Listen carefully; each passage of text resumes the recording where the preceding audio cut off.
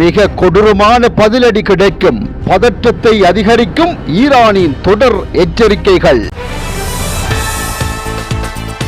ட்ரம்பை நெருங்கும் சிக்கல், 60 நாட்களுக்குள் படைகளை திரும்ப பெற காலக்கெடு.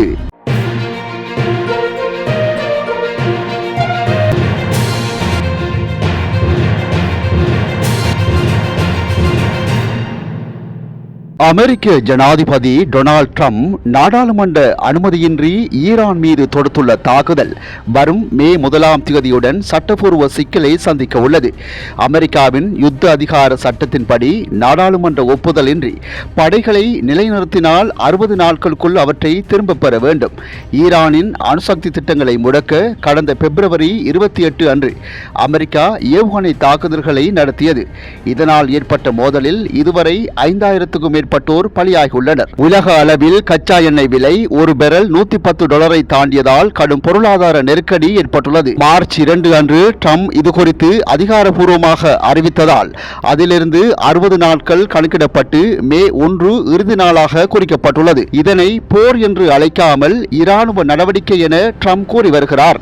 இதன் மூலம் நாடாளுமன்ற அனுமதியை தவிர்க்க அவர் முயல்கின்றார் என குற்றம் சாட்டப்படுகிறது. இந்த நிலையில் மே 1க்குள் ட்ரம்ப் நாடாளுமன்றத்தில் விளக்கம் அளிக்க வேண்டும் அல்லது படைகளை திரும்ப பெற வேண்டும் என எதிர்க்கட்சிகள் அழுத்தம் கொடுக்கின்றனர். 2001 செப்டம்பர் 11 தாக்குதலுக்கு பின் உருவாக்கப்பட்ட சிறப்பு அதிகாரத்தை பயன்படுத்தி காலவரையின்றி போரை தொடர அனுமதி கோருதல்.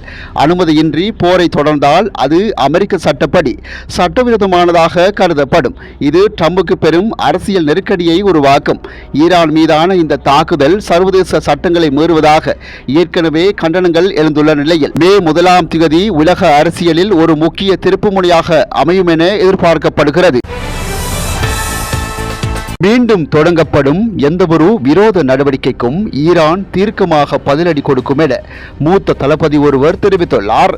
எதிரிகள் மீண்டும் மேற்கொள்ளும் எந்தவொரு விரோத நடவடிக்கைக்கும் உடனடி மற்றும் தீர்க்கமான பதிலடி கொடுக்க ஈரானின் ஆயுதப்படைகள் தயாராக உள்ளன என்று ஈரானின் மூத்த இராணுவ தளபதி ஒருவர் கூறியதாக ஈரானிய செய்தி நிறுவனம் தெரிவித்துள்ளது.